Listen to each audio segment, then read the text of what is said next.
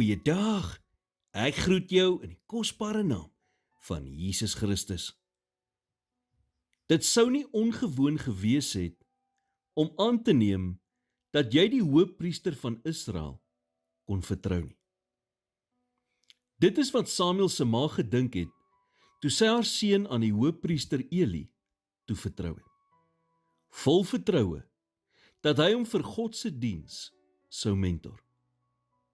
Maar Eli het 'n ernstige karakterfout gehad. Hy was 'n swak ouer.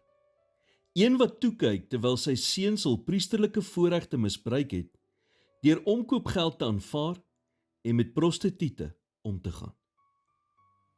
Wie sou vir jong Samuel blameer het as hy van die pad af sou dwaal omdat die man na wie hy opgekyk het so erg misluk het? Maar Samuel het nie. Hy het sy oë op God gehou. 1 Samuel 3 vers 19 sê, en Samuel het groot geword en die Here was met hom. En hy het nie een van al sy woorde onvervuld laat bly nie. Gevolglik het hy een van Israel se grootste profete geword. Hoe hanteer jy teleurstelling en veral die mense na wie jy opkyk? Deur jou oë op die Here te hou. Fokus op God. Vra God om jou te help om jou oë van diegene af te haal wat jou teleurgestel het en om jou te help om op hom te fokus.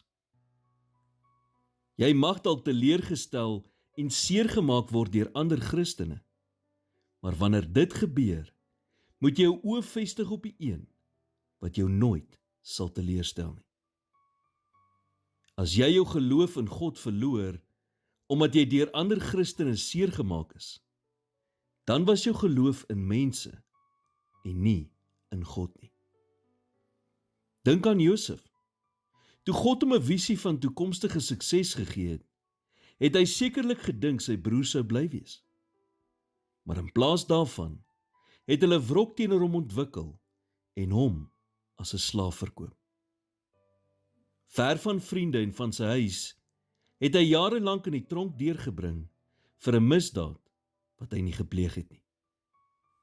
Wat 'n groot versoeking moes dit nie gewees het om verbitter te word en op die einde wraak te neem vir al die onreg wat hom aangedoen is.